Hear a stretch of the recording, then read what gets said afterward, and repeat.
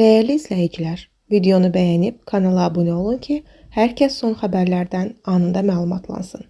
Sumqayıtda piyadanın ölümü ilə nəticələnən ağır yol nəqliyyat hadisəsi baş verib. Xəbər verilir ki, hadisə Bakı-Quba yolunun Yaşma Bağları adlı yaşayış masifi ərazisindən keçən hissəsində qeydə alınıb. İlkin məlumata əsasən yük avtomobili yolu keçən piyadanı işinə vurub. Nəticədə piyada aldığı ağır xəsarətlərdən hadisə yerindəcə ölüb. Faktla bağlı araşdırma aparılır.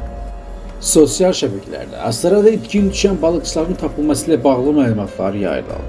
Fövqəladə Hallar Nazirliyindən bildirilib ki, yayılan məlumatlar həqiqəti əks etdirmir. Yayılan xəbərlərlə bağlı danışan itkin düşən Ağdədə Həsənovun əmisi Sübhan Həsənovla məlumatları təkzib edib. Yayılan yalan məlumatlara görə axtarışlar dayanıb. Axtarışlarla bağlı bizdən başqa heç kimin məlumatına inanmayın deyə bildirib. Həsənov əlavə edib ki, ailə dövlət qurumlarından qonşu ölkələrlə əlaqə yaradılaraq Turan və Ağdədənin tapılması istiqamətində işlərin genişləndirilməsini xahiş edir.